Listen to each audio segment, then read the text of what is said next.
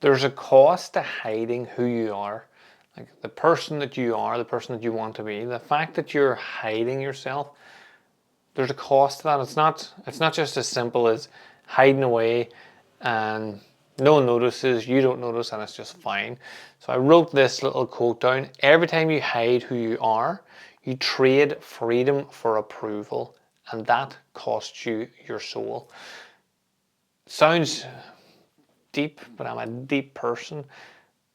So the example that I'll use here is, I was talking about this the other day, when I did my first Wing Chun grading. I had been doing martial arts a long time. I had been doing Wing Chun for quite a while as well. And I should have graded up. But because I didn't want to be in the spotlight and because I thought you had to follow tradition, which was one at a time, even though the more I get into it and look back, grading wasn't... There wasn't gradings back millions, thousands of years ago. Maybe not millions, but thousands of years ago. So it wasn't traditional anyway, but I held myself back. I just did enough to pass grade 1. I remember my instructor saying to me, like, what the fuck? Like, you could have, maybe he didn't say fuck, but like, why did you not? You know you should have graded up by at least 3 grades. You know the movements. You train with these people. You actually are very capable. And I remember thinking, I know, but... And it was because I didn't want other people that I knew weren't going to be able to jump grades. I didn't want them thinking they were bad and I was better than them. Or basically, I just overthought how other people were going to respond to that, and because of that, I hid myself and dropped down. And I found this with clients throughout the years, that they hide, they stay in relationships that they no longer want to be in because they don't want to look like the bad person again. They don't want to look like the person that ended a relationship that external people think is amazing for you and great. Like, I remember a relationship of mine ended, and a few people I really trusted and held counsel with. I remember them just telling me basically how fucking stupid I was. So when I tried to explain why it ended, they were like, no, I don't get that. I think that person was lovely, and they didn't really know that person. It happened many times, not even just once. And again, I could have hidden, stayed in that relationship because I knew that, especially after it happened the first time, whenever I was breaking up the second time, you're thinking, fuck, I'm going to get a bit of shit here from people. So you could easily hide, and a lot of people do it. You stay in jobs because you don't want to be like... There's a guy I used to work with, and he'll still say to me, if he passed me today, he would say, oh, what are you working at these days? And no matter what I say, I'm like, fuck, you're always jumping and changing. So people will always have an opinion. So I could have stayed in, like, I could have stayed in bar work, I could have stayed in youth work, I could have stayed in those places because I had good jobs, I was making good money, I had like direction, I could have progressed up through and eventually managed these things or whatever. And I could have hidden, I could have stayed there because of other people. Like, generally we're not hiding for ourselves, we're hiding from the opinions of others.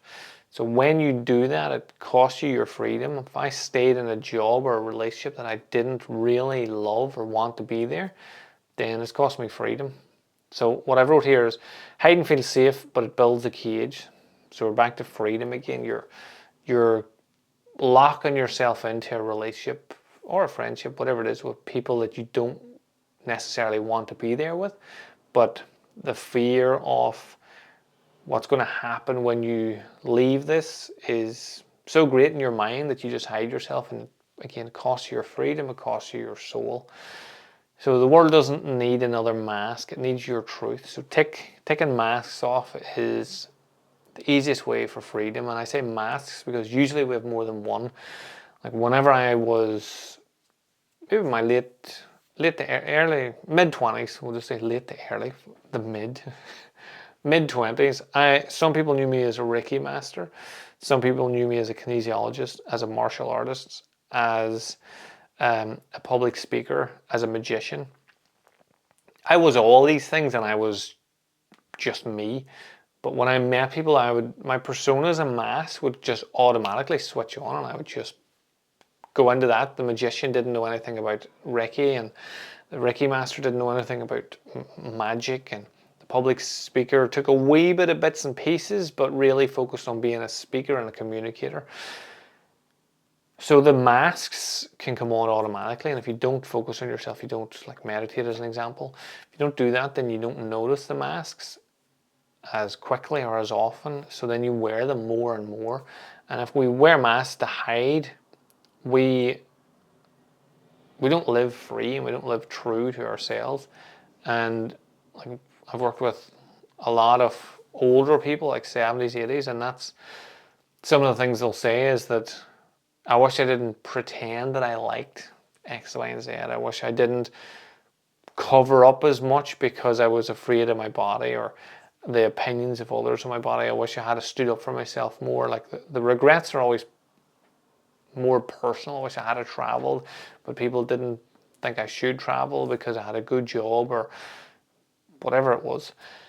So your masks are what are enclosing you in this cage. They are what is holding you back, and without taking them off, even if you start by yourself, you take them off and you look at who the fuck am I really, and then you can put it back on and go outside and do whatever you have to do and come back and take it off. But over time, you'll then be able to trust in yourself and actually understand who you are. So it's really hard for me to take a mask off and go out into the world if I don't know who that's going to be. How do I know I'm not just wearing another mask? Like I've spoke about this a couple times with different people this week about trusting your gut. You can't trust your gut if you don't trust yourself first, if you don't believe in yourself. If I have a gut feeling about somebody, but then I'm thinking, oh, but maybe I'm just being a wanker here, maybe they are really sound and dead on, then I'm overriding my gut. And if I keep doing that, then eventually the gut just doesn't bother because you don't fucking listen. So if I get a gut instinct, I focus on it. Like what I think of it, I love superheroes, so I think of it like a spider sense. My gut goes off, and like Spider-Man, when his spider sense goes off, he's aware, super aware, and he just immediately trusts something isn't right, and then looks for the evidence, and then finds the evidence, and then saves the day because he's Spider-Man. I'm doing the same thing. When my gut goes off, I focus in, I heighten my senses, I drill in and I look for why is this happening. If it's a conversation, then I listen more. I look at the full body. I try to switch on what is it. And maybe it's not the person. Maybe the person is fucking super awesome, but what they're talking about is an uncomfortable like a mirror back to me. It's an uncomfortable conversation for me. So when that uncomfortable conversation is happening, that's why my gut is flying off the handle. It's because I feel uncomfortable. It's not about them, it's about me. And then sometimes the person's just a dickhead and your gut is telling you that. So either or, that's why it's important to switch on and be aware. So the cost of hiding is your freedom. So the action for this week is notice one place where you're hiding, name it, then take one step, however small, to show up honestly instead. So that could be in your relationship. You have a question you want to ask that you're not asking. You have a friendship that you want to question. You have a mentor you're working with. You have a client. You have a training partner or something. There's something going on in your life where you're still hiding. So name it. So if it was me and like that Wing Chun story, naming it would have been, what if I actually had have tried to jump up grades and didn't succeed, then I wouldn't have been as good as I thought I was, which would have spiraled me into a fucking rabbit hole. So instead I just hid, didn't do anything.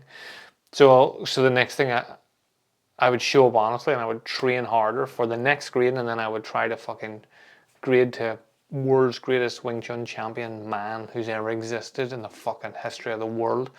That would be my goal for the next one, to be the highest ranked person to ever exist ever in the history of anything. So truth audit, notice it, name it, and then take a step towards showing up honestly instead. Let me know how you get on with that. Until the next time, have a super awesome day, whatever you get up to. I'll speak to you again soon.